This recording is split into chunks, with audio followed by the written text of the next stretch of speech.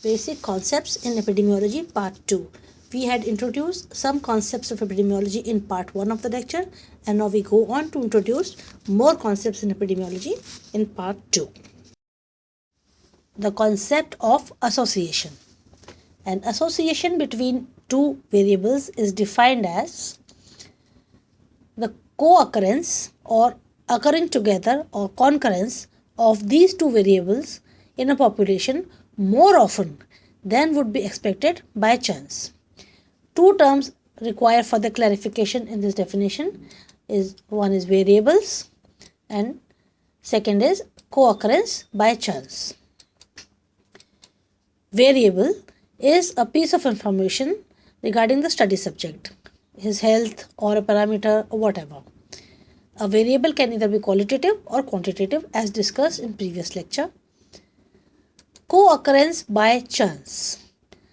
It is the percentage that is expected to have both the variables, the percentage of the population that is expected to have both the variables in routinely, occurring naturally or occurring by chance. Let us consider the example of two variables. One is excellence in studies and the other is excellence in sports. It is generally believed that a child excels in either one of the two qualities. But there is a small proportion of children in all communities who excel in both the fields. So they have two variables, excellence in sports and excellence in studies occurring together. And this proportion, which occurs naturally, is known as the occurrence of the two variables together by chance. If a community has a higher proportion of children who excel in both the fields, and this higher percentage is significantly higher than what occurs in other population, we say that the occurring together of these two variables is more than that would be expected by chance, and hence there is an association between these two variables, and there has to be a reason behind it, which can be found by epidemiological studies.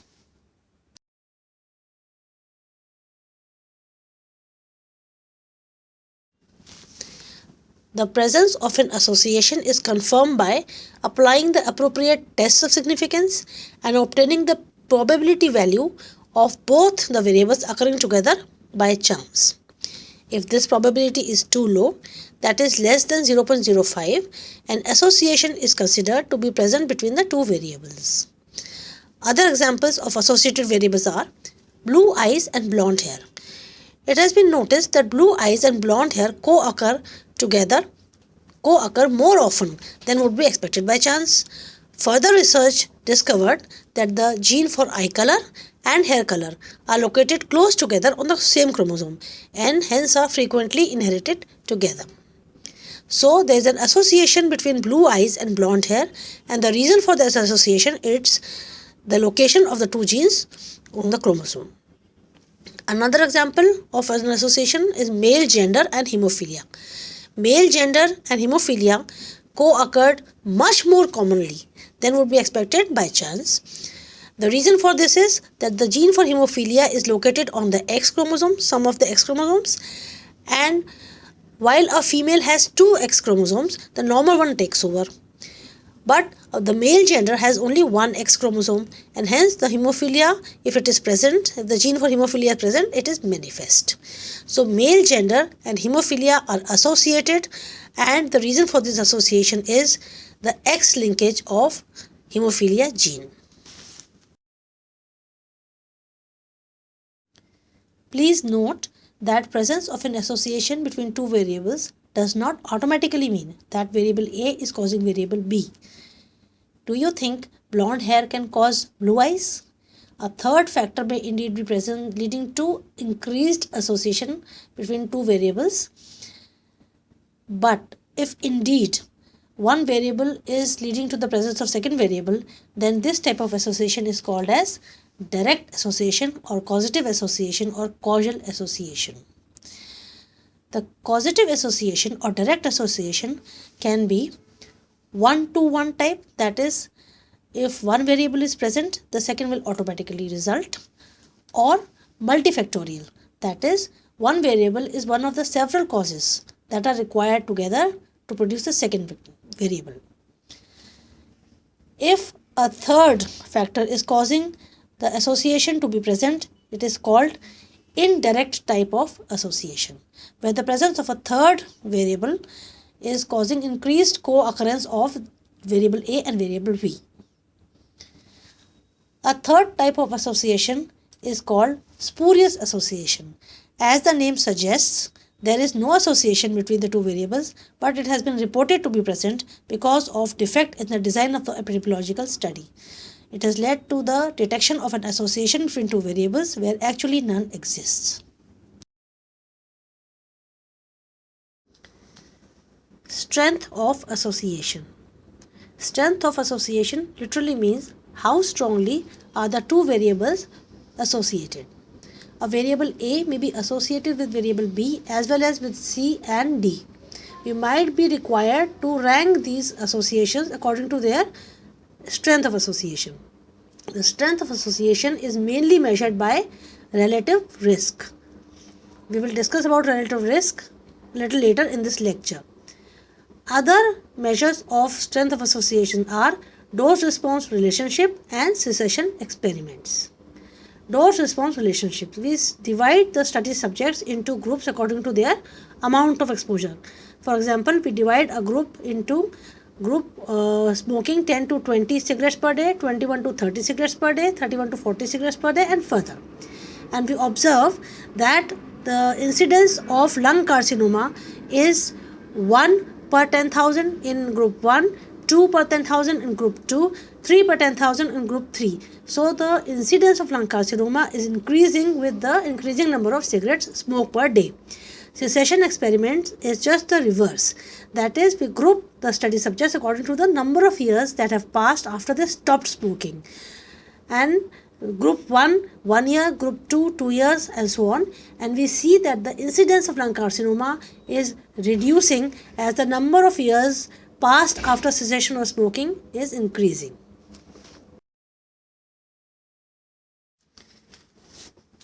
In our previous discussion, we mentioned that presence of an association between two variables does not mean that one variable is the cause of the other one. It merely means that presence of one variable increases the likelihood that the other variable will be present too. But sometimes one variable may actually be causing the presence of other variable. At these times, the association is known as causative association.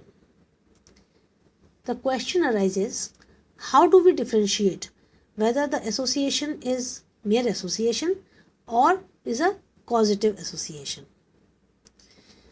Now, direct evidences of causation do not occur in medicine, like heat is the cause of melting ice. At best, we can have indirect evidences towards the association being causative. So, when do we consider an association being a causative one? Some criteria have been laid down. 6 criteria have been laid down. If an association satisfies majority of this criteria, we can consider the association being a causative one. These criteria are temporal association, strength of association, specificity of association, consistency of association, biological plausibility of the association, and coherence of association. As you notice, 2 criteria, that is specificity of association and biological plausibility, have a different color. This is because we want to highlight that specificity and biological plausibility are not very strict criteria. Now we will discuss these criteria in a little more detail one by one. The first criteria is temporal association. This means that the suspected cause should occur before the onset of the disease. This requirement is basic and essential for obvious reasons. Now this may be very clear in acute diseases like food poisoning, where the persons who are affected ate the food first and the signs and symptoms occurred later. But in certain instances, like tuberculosis and malnutrition, though they are associated, in a subject it is very difficult to find out whether it was malnutrition which increased the susceptibility to tuberculosis, or it is the tuberculosis which in turn caused malnutrition in the subject. And proving temporal association in such instances is a Herculean task. Second is strength of association. Obviously, if one variable is the cause of the other, they will be very strongly associated. That is, the strength of association will be very high. We have already discussed that the strength of association is measured by calculating relative risk. We will consider relative risk a little later. And other criteria for strength of association are dose-response relationship and cessation experiments, which we have discussed previously. Here it suffices to say that higher is the strength of association, higher are the chances that the association is a causative one. Third is specificity of association. Specificity implies one-to-one relationship, that is, one cause leading to one particular disease and one disease is caused only by that particular cause. For example, trisomy 21 causes Down syndrome, and Down syndrome is caused only by trisomy 21. This criteria of specificity is not a very strict one. It is not absolutely essential that one variable should have one-to-one relationship with the second variable to be considered as causative. Because cigarette smoking is a cause of lung cancer, but it can cause other diseases as well, like cardiovascular diseases, other lung diseases like COPD, intrauterine growth retardation, and so many things. On the other hand, lung carcinoma can also be caused due to factors other than smoking. So the criterion of specificity is not a very strict one. Fourth is consistency of an association. If you carry a single study and find very strong association, you still cannot infer the association to be causative. There is a need to launch more studies by different teams using different methodologies and at different places and different times. If these number of studies consistently report strong association, then we can consider that the association is causative association. An example is that one study reported an association between vaccines and autism. This led to a lot of curiosity, and many more studies were carried out to ascertain the association, but no other study could demonstrate the aforesaid association, and hence vaccine as a cause of autism at present stands rejected. Fourth is biological plausibility of the association. A number of studies reveal a very strong association between one variable and the other, but we still have to think that if it is biologically possible for variable 1 to cause variable 2. For example, a very strong association exists between male sex and hemophilia. But how can sex of a male cause hemophilia? It does not. Despite a strong association, it is the affected X chromosome which causes both. On the other hand, we can very well appreciate that the cigarette smoke is inhaled and deposits carcinogens in the lung. So again, the criteria of biological plausibility is not a rigid criteria, because the probable mechanism of action may not be understood at present times, but future research may reveal some other mechanism of action.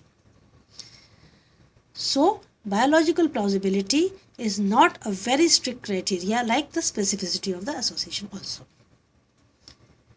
Sixth is coherence of association.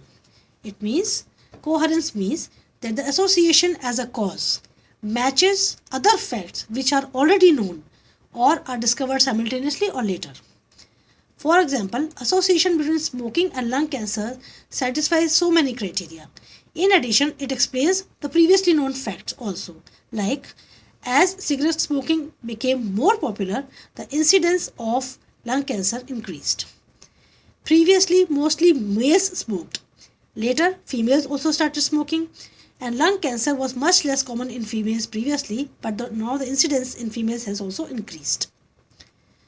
Areas where smoking was introduced later have seen a later rise in lung cancer compared to other areas where it was introduced earlier. Incidence of lung carcinoma was high in uranium workers, but this incidence increased very much if the uranium workers smoked also. In other words, the association fits in the picture. An association does not have to satisfy all of the above criteria to be considered as a causative one. An association can be considered as causative if many of the criteria and the essential one like temporal association are satisfied. And decreasing the exposure decreases the frequency of the disease. Also, the role of common sense in judging causality cannot be overemphasized.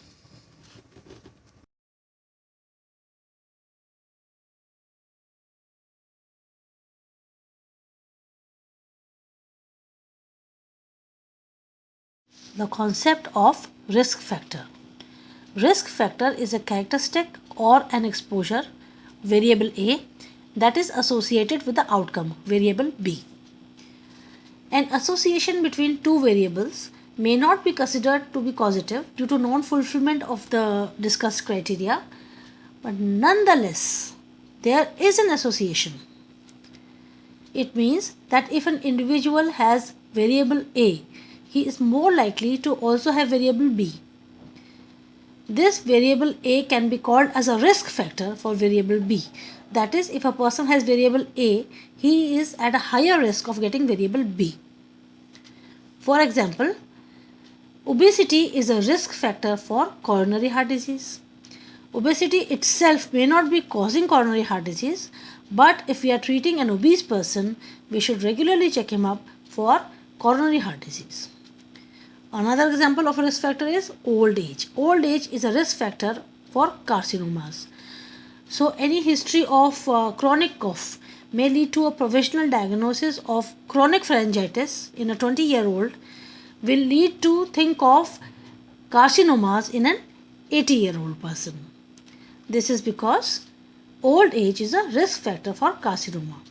So, we can define a risk factor as an attribute or an exposure that is significantly associated with the development of the disease. Further, a risk factor may be modifiable or non-modifiable. Example of a modifiable risk factor is obesity.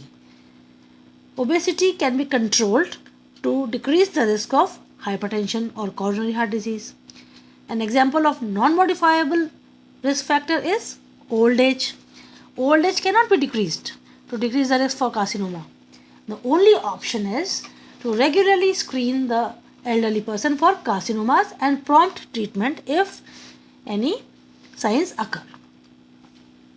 Next, two or risk factors, if they are present in the same person, they might be additive or synergistic.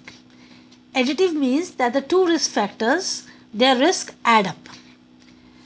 For example, if a person is a smoker, smoking is a risk factor for bladder carcinoma. Occupational exposure in dye industry is also a risk factor for carcinoma bladder.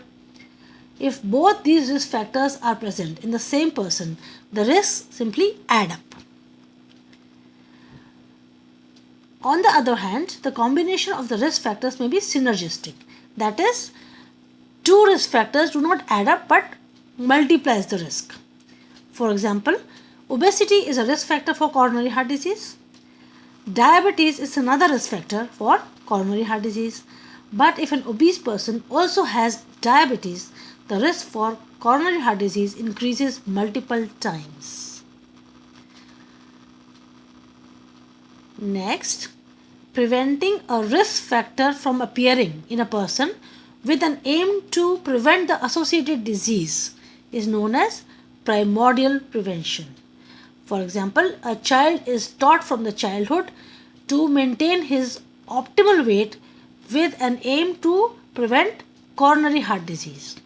So, we are preventing obesity, which is a risk factor for coronary heart disease. So, this is known as primordial prevention. We will discuss about primordial prevention in another lecture where we will be discussing about levels of prevention. Now, if the risk factor is already present, then controlling the risk factor with an aim of prevention of the associated disease is known as primary prevention. If a person is already obese, the risk factor of obesity is already present, and the person loses weight with an aim to prevent coronary heart disease. This is an example of primary prevention of coronary heart disease.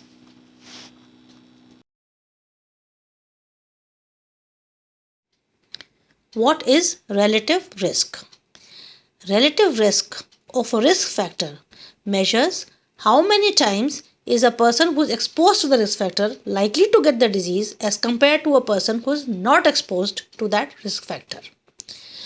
For example, obesity is a risk factor for coronary heart disease or CHD, but that does not mean that a non-obese person will never get CHD.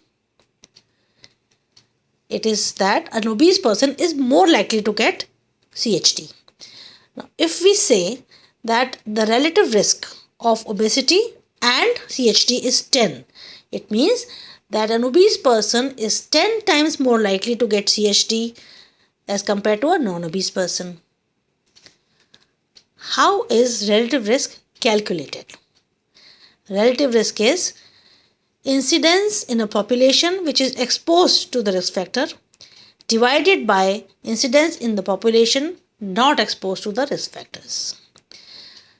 Since incidence can be calculated, can be derived only in longitudinal studies, relative risk value can be obtained only from longitudinal studies like cohort studies. We will discuss about cohort studies in the lecture on cohort studies. Relative risk is a measure of the strength of association between the risk factor and the outcome. So, if a disease has more than one risk factors, these risk factors can even be ranked according to their relative risk values for the disease.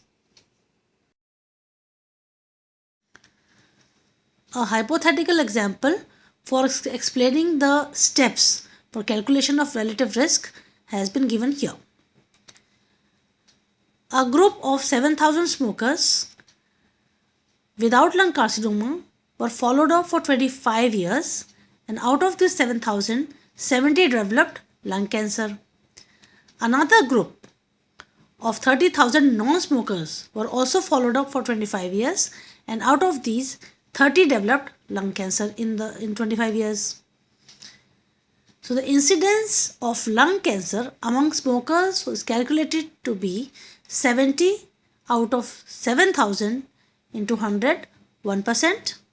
The incidence of lung carcinoma among non-smokers is 30 out of 30,000 into 100, that is 0.1%. The relative risk of lung carcinoma and smoking is 1 upon 0.1, that is incidence among exposed divided by incidence among non-exposed. The value comes out to be 10. So a relative risk of 10 between smoking and lung carcinoma means that a smoker is 10 times more likely to get lung carcinoma as compared to a non-smoker according to the present study.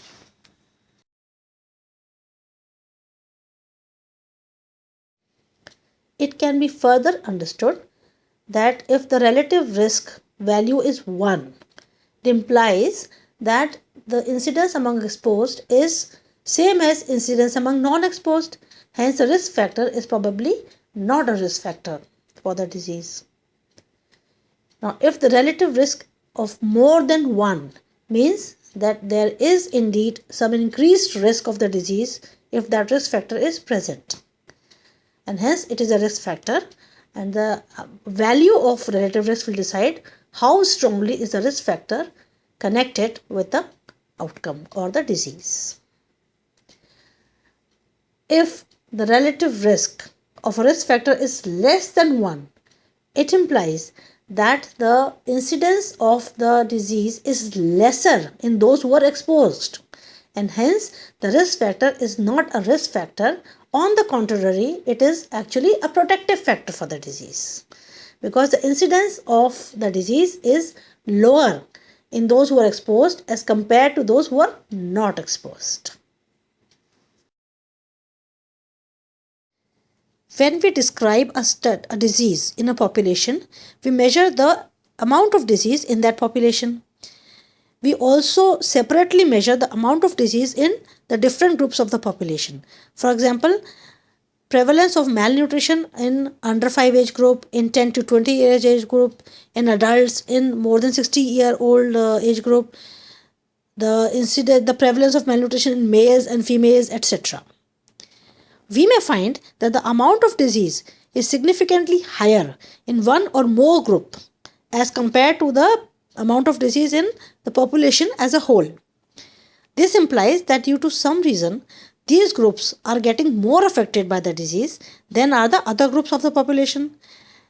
These groups are at a higher risk of getting the disease, and hence these are called high risk groups. And now we can target our control measures with higher priority to these high risk groups.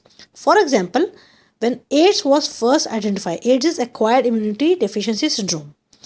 It was studied in populations.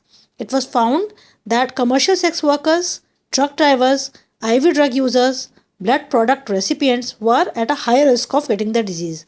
These were identified as the high risk groups even before the virus was identified. Even now, the control measures for AIDS are more targeted towards these high risk groups. So, high risk groups are population groups with significantly higher burden of the disease and are identified by epidemiological studies. It helps us to set priorities and to reach those who need most attention. Identification of high risk groups also helps in further study of these groups to identify the risk factor or the cause of the disease.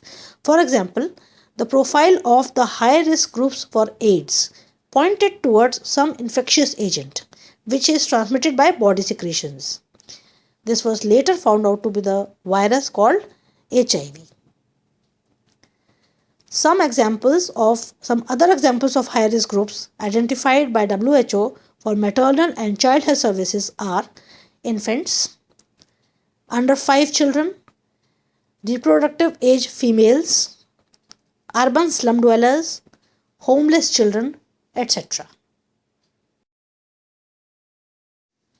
Now that some of the basic concepts in epidemiology have been clarified, we hope that the following lectures in epidemiology will be interesting and easier to understand. Thank you.